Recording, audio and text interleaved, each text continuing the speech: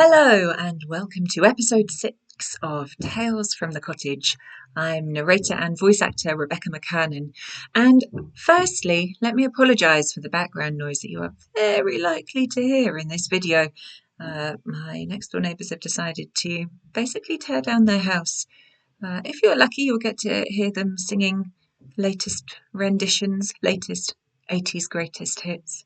Much as I would like them to give up their day jobs, actually, perhaps not to enter into a career in music.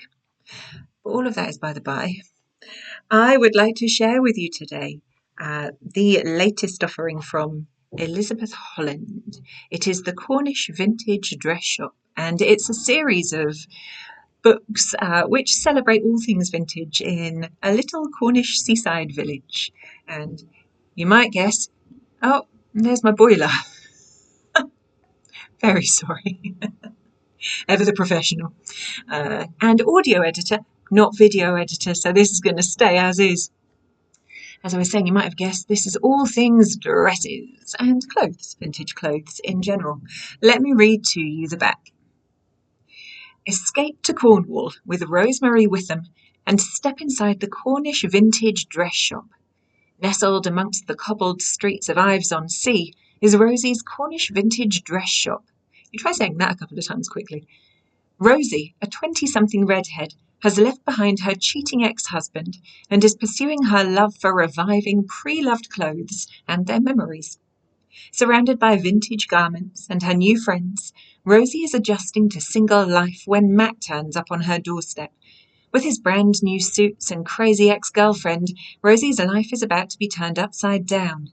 Can she find her happily ever after? Oh, I've just read a little note in the front of the book. You're very welcome, Elizabeth. Let me read to you the first few pages of chapter 1. Rosie unlocked the door to the Cornish Vintage Dress Shop after popping out to grab a sandwich for lunch. It was like stepping into the arms of a loved one. Rosie immediately felt her body relax as she breathed in the familiar scent of roses. The smell transported her back to her grandmother's bedroom. Granny Maeve's perfume bottle was always on the dressing table, and when Rosie was little, she would sneak in and cover herself with the delicious scent. Rosie unwound the scarf from her neck and hung it on the hook in the back room. She pulled out her sandwich from her pocket and took a bite. "Hello? Rosemary, are you there?" Rosie jumped at the interruption. She hadn't heard the bell as the front door opened. She placed her cheese and chutney sandwich back on the counter. The voice was familiar. It was Wendy from the charity shop up the road. The old post office had closed down a few years ago, and so Wendy had converted the building into a treasure trove filled with household items. Thankfully, Wendy didn't sell clothes. There was no competition between Ives-on-Sea's Bits and Bobs and Rosie's Cornish Vintage Dress Shop. "Coming," she called back. Rosie flicked a few crumbs from her jumper and walked towards the voice. Standing in the middle of her shop was the older lady, with 3 black bin bags at her feet. "There you are. I have to be quick as I've turned the sign on the door to closed. These just came in with a house clearance. I'll see you soon. Bye." "Thanks, Wendy," Rosie called after her, but it was too late. The door had already shut behind her.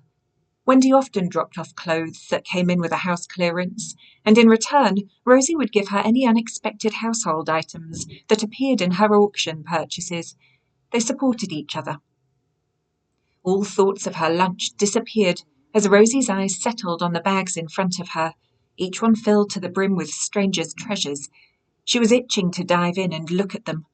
Without pause for thought, Rosie emptied the contents of the first bag onto the floor and gasped. It was beautiful. She ran her fingers over the pile of clothes and sighed in contentment as she picked up a beautiful 1920s beaded dress. It was in exquisite condition given its age. The blush pink beads sparkled in the overhead light, and there's Freddie. And they let out a soft jingle as they brushed against each other.